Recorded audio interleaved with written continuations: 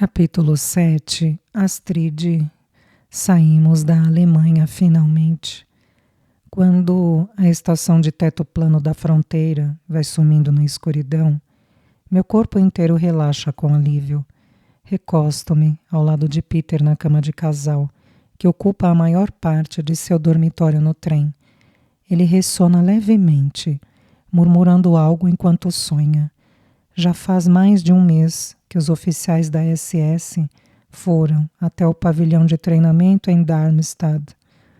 Tínhamos ensaiado para aquilo, claro, a possibilidade de que eu tivesse que me esconder, encenando as possíveis distrações, calculando quantos passos seriam necessários até que eu chegasse em vários porões diferentes, o esforço necessário para abrir portas pesadas e trancas emperradas. Tínhamos até uma senha planejada. Se Herr Neuhoff, Peter ou qualquer um dos outros me dissesse vá pescar, era para eu ir para o sótão. Vá acampar. Significava desaparecer completamente da face da terra. Mas fomos pegos de surpresa quando a SS veio, e eu mal tinha saído pela porta dos fundos, quando entraram no pavilhão de treino. Deu no mesmo. Não havia nada que pudesse ter me preparado para ficar deitada, imóvel no porão, naquele espaço escuro e frio. Ficar sufocada debaixo do assoalho era a coisa mais distante da liberdade que sentia quando voava pelo ar. Era a morte. Lembrando agora, aperto-me mais a Peter, mergulhando em sua solidez e calor. Quem teria dito à polícia que havia um judeu no circo? Eu raramente ia, além do alojamento de inverno, quando não estávamos na estrada, mas talvez um entregador ou outro visitante tenha me espiado e percebido, ou fora algum dos nossos. Passei a olhar para os outros artistas e trabalhadores de um jeito diferente depois daquele dia, perguntando-me quem poderia não me querer por perto. Não dava para confiar em ninguém, exceto em Peter, claro, e Noah. Ela tem tanto a perder quanto eu, talvez mais. A SS não voltou ao alojamento de inverno nas últimas semanas. No entanto, desde então fiquei alerta. Os dias passaram lentamente antes de nossa partida, cada um com sua própria ameaça de detecção. O perigo se tornou real depois daquilo como nunca fora antes. Eric surge inopinadamente em minha cabeça. O que o Obergruppenführer pensaria de sua esposa, escondendo-se dos amigos dele debaixo da terra, como um animal caçado? Vejo o rosto dele com uma vividez que não surgia há muitos meses e me pergunto como ele teria explicado minha partida a nossos amigos e vizinhos. Foi visitar um membro da família doente. Podia ouvi-lo dizer na voz macia que eu tanto amei. Ou talvez ninguém tenha perguntado nada. Ele continuou no apartamento, ainda sentindo o meu cheiro, usando as coisas que eram nossas. Ou, o pior ainda, trouxe uma mulher para viver com ele? Ele pode ter se mudado. Eric não era de se apegar ao passado. Ao meu lado, Peter se mexe e afasto meus pensamentos de Eric, sentindo culpa. Quando Peter rola para meu lado, sinto seu desejo por mim, através do tecido de nossas roupas de dormir. As mãos dele me procuram, encontram a barra da minha camisola. Costuma ser assim no meio da noite. Mais de uma vez acordei e o encontrei já dentro de mim pronto e primitivo. Posso ter me importado antes. Agora eu agradeço pela verdade do seu desejo, que vem sem pretexto romântico. Subo em Peter com uma perna de cada lado dele e pressiono as palmas das mãos contra o calor de seu peito, aspirando o cheiro do ar, uma mistura de bebida, tabaco e suor. Então me balanço lenta e metodicamente. Peter ergue o braço e segura meu queixo, puxando meu olhar para o dele. Normalmente ele mantém os olhos fechados, perdido, como se estivesse em outro mundo. Mas ele está olhando profundamente para mim agora, como nunca fizera antes. É como se estivesse tentando resolver um mistério ou abrir algum tipo de porta. A intensidade de seus olhos me toca de alguma forma. Começo a me mover mais rapidamente, querendo mais, enquanto o calor de nossa junção cresce. As mãos de Peter estão em mim. Seus olhos se reviram. Então rolo para ficar ao lado dele na cama. Seus dedos estão enrolados em meu cabelo e ele murmura algo suavemente para si mesmo em russo. Ele se agarra fortemente a mim, beijando minha testa, bochechas, queixo. Sua excitação, seu toque é quente e seu olhar caloroso. Peter cai num sono instantâneo com um braço sobre a mesa, como num gesto de rendição, o outro pesado sobre meu peito, mas tem um sono agitado, contorcendo-se e lutando uma batalha por baixo das pálpebras que nunca tem fim. Pergunto-me o que ele vê. Um capítulo de um livro que eu nunca li. Passo minha mão sobre ele, tranquilizando-o, até que ele se aquieta. Nós nos tornamos amantes no verão passado durante a turnê. No começo passávamos as noites sentados à fogueira no quintal, atrás da grande lona, muito tempo depois que os outros tinham ido dormir. Só depois é que vieram as noites compartilhadas como esta, encontrando calor humano e companhia um no outro. Há tristeza nele, uma tragédia sobre a qual não ouso perguntar. Às vezes, é como se em seus momentos febris ele tentasse recuperar o passado. Também não contei a ele detalhes sobre meus atos com Eric, longe do circo. A vida com Peter é sobre o aqui e agora. Estamos um com o outro. Um relacionamento que não está baseado nem em um passado partilhado, nem em promessas futuras que podemos não ser capazes de cumprir. A parte de mim que poderia ter desejado algo mais de um homem morreu no dia em que deixei Berlim. Olho para as vigas do teto que balançam para frente e para trás com o movimento do trem. Na manhã anterior, nos levantamos antes do dia clarear. O carregamento do trem começara horas antes. Um infindável cortejo de vagões de carga com o brasão do circo, cheios de caixas e estacas. Os trabalhadores permaneceram acordados a noite inteira e o cheiro misturado de cigarro e suor parecia circundar o trem em grandes anéis. Os animais entraram por último, pouco antes de nós. Elefantes envoltos em cobertores eram empurrados, centímetro a centímetro, para cima das rampas. Caixas com grandes felinos iam para dentro dos vagões, com um esforço doloroso.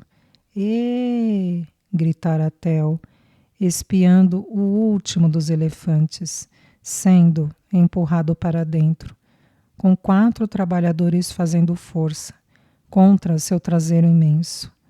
Eu tive que sorrir. Para nós, gente do circo, até mesmo para as crianças, bestas exóticas haviam se tornado lugar comum. Quando foi a última vez que alguém aqui ficara maravilhado com um elefante? Peter tem um compartimento privado, metade de um vagão isolado por uma parede provisória. Não é nada comparado ao luxo com que viajava minha família. Tínhamos 2 vagões, nossas próprias camas, banheiro privado e mesa de jantar. Quase uma miniatura de casa sobre trilhos. Claro, isso foi no auge do circo, na Era Dourada. Toco minha orelha esquerda pensativa, sentindo o brinco de ouro que foi de minha mãe. Passando a ponta dos dedos sobre o rubi, pequeno e irregular. Não havia sinal de minha família, desde o meu retorno a Darmstadt. Minha esperança de ouvir notícias deles, quando saísse em turnê com o Circo Neuhof, falhara no ano anterior. Não podia perguntar a ninguém diretamente, para que não me ligassem à minha verdadeira identidade. E quando fazia referências casuais, nas cidades pelas quais passávamos, as pessoas só diziam que o circo dos Klempt não viera naquele ano. Eu até mandei uma carta para Herr Fein, o agente em Frankfurt, que arrumará a turnê para minha família nas grandes cidades, com a esperança de que talvez ele pudesse saber onde minha família tinha ido. Mas ela retornara com um rabisco no envelope. Anzestelbach, não entregue. Sombras passam com velocidade pela parede do carro. Estamos no trem há 38 horas, mais tempo do que deveríamos, por conta dos desvios, onde trechos do caminho de ferro haviam sido destruídos ou danificados. O trem permaneceu imóvel durante horas em algum lugar, perto da fronteira, onde aviões britânicos bramiam sobre nós e bombas caíam tão perto que lançaram nossas malas para fora do bagageiro. Mas agora rodamos calmamente pelo campo. Meus olhos começam a pesar, embalados pelo balanço do trem e o calor da excitação que eu e Peter acabamos de compartilhar. Puxo o seu cobertor por sobre mim quando o ar frio penetra através da janela quebrada. Está muito frio nessa noite. Os vagões são precariamente aquecidos, as cabines feitas para o verão. O roteiro estava completo, no entanto. Começáramos na primeira quinta-feira de abril, como no ano anterior. Antes, o circo ia onde havia muito dinheiro. Os campos cobertos de vinhas do Liger e as cidades ricas do Ródano Alpes. Agora, nos apresentamos onde nos permitem um roteiro elaborado pelos alemães. Não é pouco que o Reich tenha concordado em deixar o circo ainda funcionar durante todos estes anos. Eles o levavam pela França ocupada, como a dizer: estão vendo, a vida continua a mesma. Que mal pode haver se esse tipo de diversão ainda existir? Mas nós representamos tudo o que Hitler odeia. Somos estranhos e excêntricos, em um regime em que tudo gira em torno da conformidade. Eles não nos permitirão seguir para sempre. O trem desacelera, guincha, até parar. Sento-me, desvencilhando-me do braço de Peter. Embora tenhamos atravessado a fronteira horas antes, pontos de controle podiam aparecer a qualquer momento. Levanto-me, procurando meu Ausweis e outros documentos. Começamos a nos mover de novo. A parada foi temporária. Sento na beirada da cama, meu coração ainda acelerado. Estamos perto da linha que antes dividia Vichy da França ocupada. Embora ambas sejam controladas pelo Reich, certamente ainda haverá uma inspeção do trem. Quando? Não sei. entre aspas, os guardas vierem. Quero ser uma entre as várias garotas no vagão dormitório, não na cabine de Peter, arriscando atrair mais perguntas sobre minha identidade e inspeção de meus documentos, do que se simplesmente me misturar com as outras. Saio da cama, vestindo-me rapidamente no ar gelado. Na ponta dos pés, silenciosamente, para não acordar Peter, entro no próximo vagão, de segunda classe, desgastado e fedendo a mofo, onde as garotas dormem, com beliches de 3 andares. Apesar do ambiente lotado, há roupas de cama de verdade, não sacos de dormir. Embaixo dos beliches, baús estão alinhados perfeitamente, um para cada uma de nós. Noah dorme em uma das camas baixas, abraçando o bebê em seu peito como um bicho de pelúcia. Seu rosto parece ainda mais jovem durante o sono, ao contrário da noite em que veio até nós. Ela é Backfish, minha mãe diria, quase chegando à vida adulta. Vendo-a agarrar Theo, alguma coisa bate em meu peito. Ambas fomos abandonadas, exiladas, cada uma a seu modo, da vida que conhecíamos. Mas não é hora para sentimentalismo. Que ela seja capaz de se apresentar como precisamos que faça. É a única coisa que importa. Para um acrobata aéreo, não basta dominar a técnica. Trata-se de ter personalidade, talento e habilidade de fazer a plateia prender o fôlego, como se temesse por suas próprias vidas, juntamente com a nossa. Apenas aparência e personalidade não são suficientes.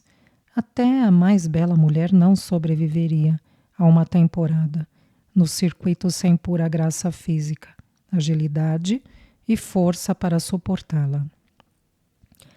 Noah vem me surpreendendo até agora. Pensei que ela desistiria depois do primeiro dia, que nunca voaria. Não havia contado com o seu treinamento como ginasta, com sua tenacidade. Trabalhou duro e é inteligente, capaz e corajosa. O resgate de Theo, do vagão dos nazistas, mais que provava isso. Ela é tão boa quanto pode ser, embora tudo dependa dela conseguir se apresentar sob os holofotes, na frente de centenas de pessoas, 2 ou 3 vezes por dia. Outra garota tomou o leito que deveria ser meu. Então, me imprenso na estreita faixa de cama ao lado de Noah, mas não consigo dormir. Em vez disso, ensaio nosso número de abertura, fazendo os movimentos em minha mente. A meu lado, Noah se mexe e muda de posição, de uma maneira lenta e habitual para que não acorde Theo. Já chegamos? Daqui a pouco, mais algumas horas. Deitamos ao lado, uma da outra, nossos flancos se batendo gentilmente quando o trem sacode. Converse comigo, diz ela, a voz profunda cheia de solidão. Hesito, sem saber o que ela quer ouvir. Nasci num vagão igual a este, tento. Percebo a surpresa dela no escuro. Minha mãe saiu do picadeiro e me deu a luz. Só o protesto de meu pai, rezava a história, impedira que ela voltasse ao espetáculo imediatamente depois. Como foi crescer no circo? Com Noah, as perguntas pareciam gerar outras infinitamente. É muito curiosa, quer saber e aprender tudo. Penso sobre minha resposta. Quando eu era mais nova, odiava a vida do circo. Ansiava por uma infância normal, pela estabilidade, ficar em um só lugar e ter uma casa de verdade. Poder ser dona de mais coisas do que as que cabiam em um único baú. Mesmo em nosso alojamento de inverno, durante os meses em que me era permitido ir à escola, eu era diferente das outras garotas. Era uma estranha e uma aberração. Quando o Eric apareceu, foi a fuga pela qual esperara durante toda a minha vida. Tentei me integrar, moldar meu sotaque para soar como as esposas dos outros oficiais, mas muito tempo depois que a gente se acomodou em Berlim, sentia que ainda me faltava alguma coisa. O apartamento era vazio, sem os sons e cheiros do alojamento de inverno. Sentia a falta do barulho e do entusiasmo de me apresentar nas turnês. Como as pessoas conseguiam viver no mesmo lugar o tempo todo e não ficarem entediadas. Eu amava Eric. E após um tempo, meu desejo começou a desaparecer, como uma cicatriz não muito bem curada. Mas continuei sendo perseguida pelo mundo do qual sempre quisera fugir. Minha vida com Eric, percebo agora, fora temporária, como apenas mais um ato de um de nossos espetáculos. Quando terminou, eu não derramei uma lágrima. Em vez disso, simplesmente mudei a fantasia e parti para outra. Não digo a Noa nada disso. Não é o que ela quer escutar.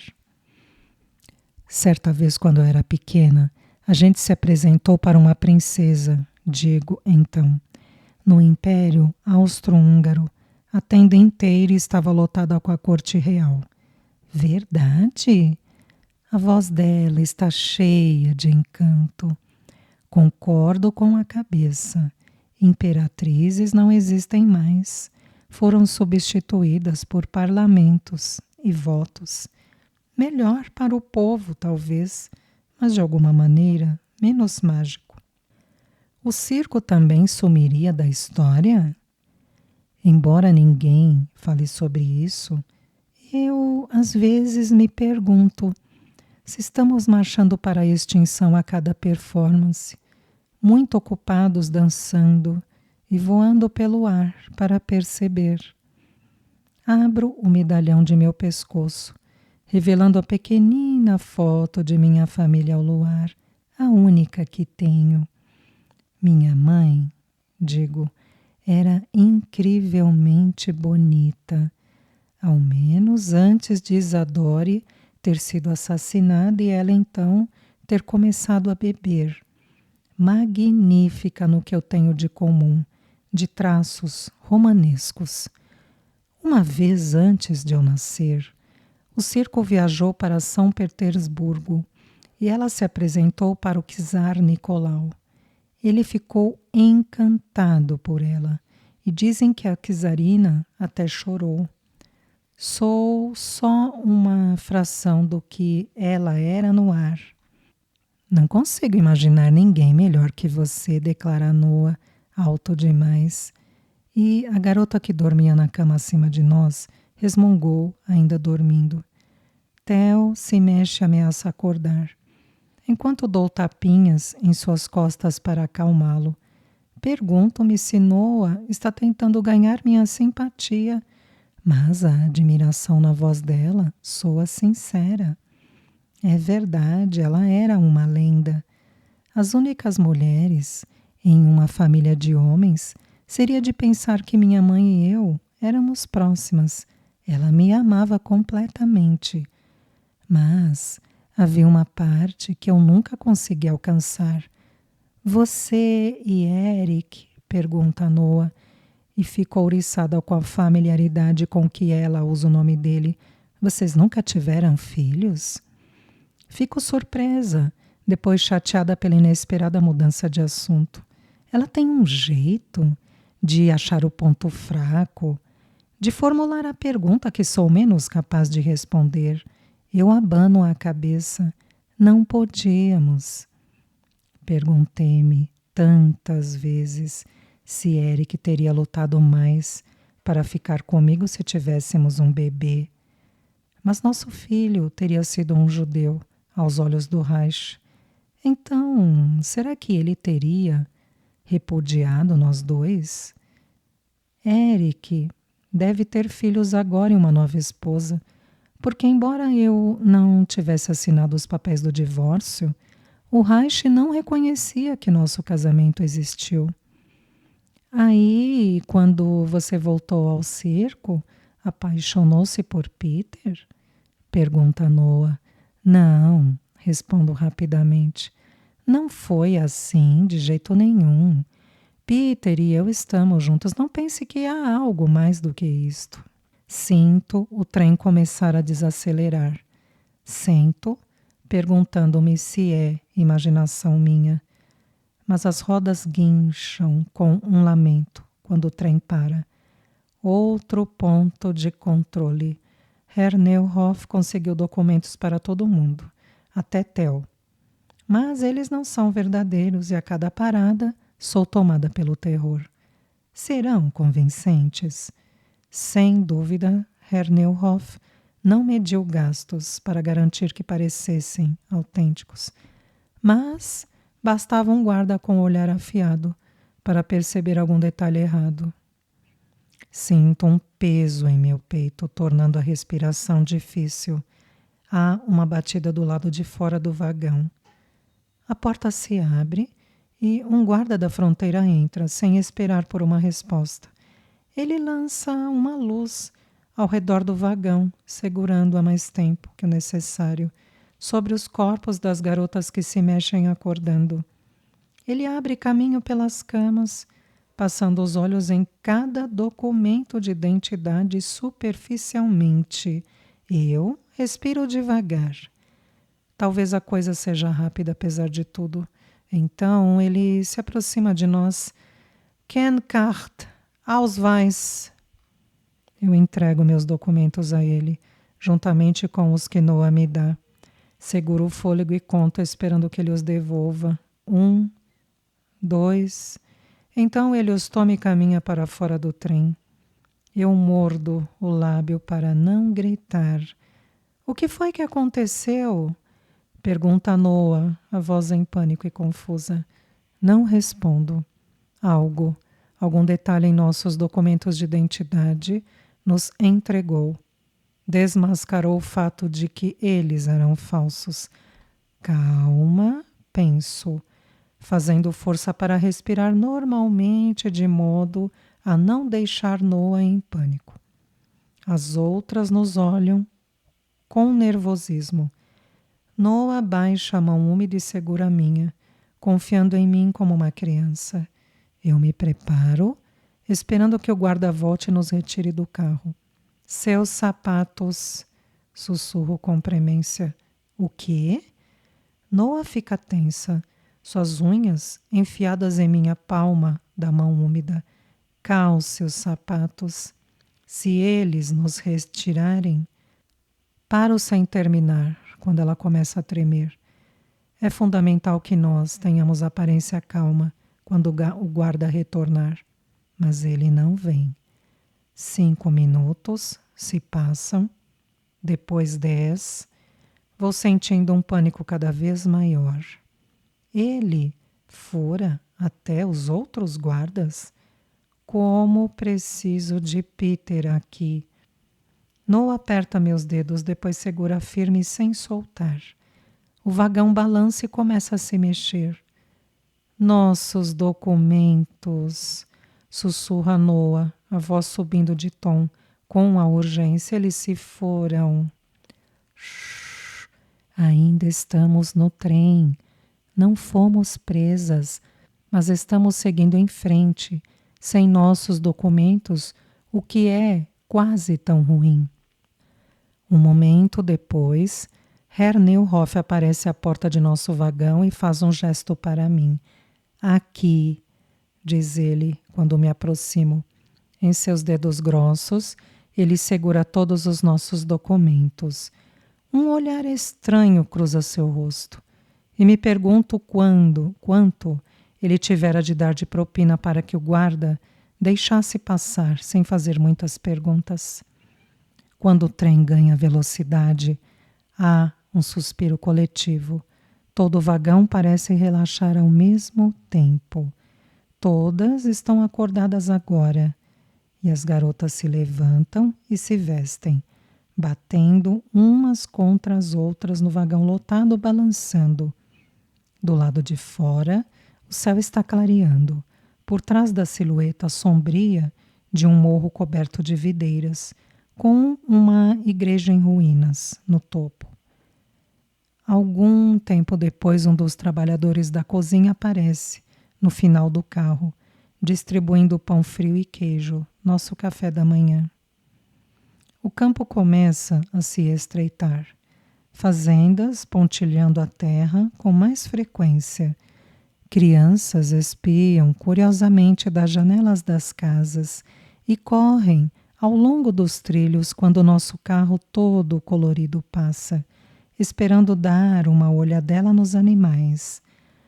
Continuamos em silêncio, viajando sobre um aqueduto, e um vale se descortina, revelando uma vila de telhados vermelhos, abaixo das ruínas de pedra de um castelo, rodeada por campos de arbustos secos. Chalés cobertos de musgo pontilham a encosta. São pontuados por uma ou outra mansão, ou igreja com o campanário em ruínas. Paredes de alabastro aquecidas pelo sol, que agora está alto no céu. Uma onda de entusiasmo perpassa o vagão. Estamos quase lá. Temos que nos preparar para a parada, digo a Noa. Parada? Pergunta a Noa, a testa enrugada. Engulo um suspiro lembrando do quanto ela ainda não sabe. Assim que chegarmos, vamos sair do trem e imediatamente fazer uma parada pela cidade em carruagens. Oferecemos assim uma prévia do espetáculo para os moradores locais ficarem entusiasmados. Observa o seu rosto enquanto processa esta nova informação, procurando detectar sinais de nervosismo ou medo. Mas ela simplesmente assente com a cabeça, então deixa a Theo para que possa se vestir. As meninas começam a se enfeitar o melhor que podem, no espaço lotado do vagão, aplicando rouge e escurecendo as sobrancelhas. Aqui, eu tiro um vestido rosa de paetê do meu baú e passo para a Noa.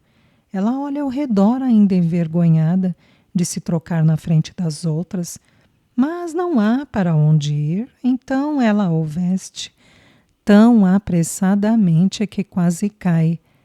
Eles ainda vêm nos ver? Pergunta Noa. Os franceses, digo. Sem dúvida para eles, nós ainda somos alemães. Pensei a mesma coisa no primeiro ano da guerra, respondo. Não se preocupe, o povo ainda ama o espetáculo. O circo não tem fronteiras. As plateias não veem o espetáculo como alemão e voltam fielmente a cada ano. As rodas do trem rangem até parar. Quando nos aproximamos da estação, não saímos imediatamente, mas continuamos nos arrumando, enquanto os vagões que seguiam adiante ou eram alugados em cada local juntam-se lá na frente. Os animais são descarregados em primeiro lugar, suas caixas colocadas sobre plataformas com rodas. Nós corremos para a saída. O espaço vai ficando apertado e o ar quente enquanto esperamos a nossa vez. Por fim, a porta do carro é aberta e o ar frio e fresco entra com tudo. A estação está quase tão lotada quanto o vagão estivera. Dezenas de espectadores se imprensando, esperando para dar as boas-vindas da cidade ao circo. Flashes estouram das câmeras em rápida sucessão. Depois da quietude do trem, o caos destoa, como se alguém ligasse a luz rapidamente durante um pesadelo. Paro no meio dos degraus, fazendo com que a garota atrás de mim se choque contra minhas costas. Estou cheia de dúvidas, incapaz de me mover. Geralmente adoro a estrada, mas repentinamente anseio por Darmstadt. onde conheço cada centímetro do chão e tenho vários locais para me esconder. Ter saído em turnê no ano passado, como se não estivéssemos em guerra, foi bastante difícil. Agora, tenho a preocupação extra de garantir que Noah pode atuar, que ela e Theo se mantenham em segurança. Como posso seguir adiante? Astrid, diz Noah em sua voz tímida, viro-me para ela. Ela me observa nervosamente, incerta sobre o que fazer. Eu afasto minhas dúvidas e seguro sua mão. Venha, e saímos juntas do trem. Analisando a multidão, vejo o olhar no rosto das pessoas, não de escárnio, mas de admiração e esperança trazidas por nossa chegada. Adultos nos observam maravilhados como crianças. O circo sempre trouxera luz para os lugares que visitava. Agora é uma tábua de salvação. Levanto meu queixo. Se ainda podemos dar isso a eles, o circo não está morto. Houve circos desde a época dos gregos e romanos. Nossa tradição tem séculos. Sobrevivemos à Idade Média, às guerras napoleônicas, à Primeira Guerra. Sobreviveremos a esta também.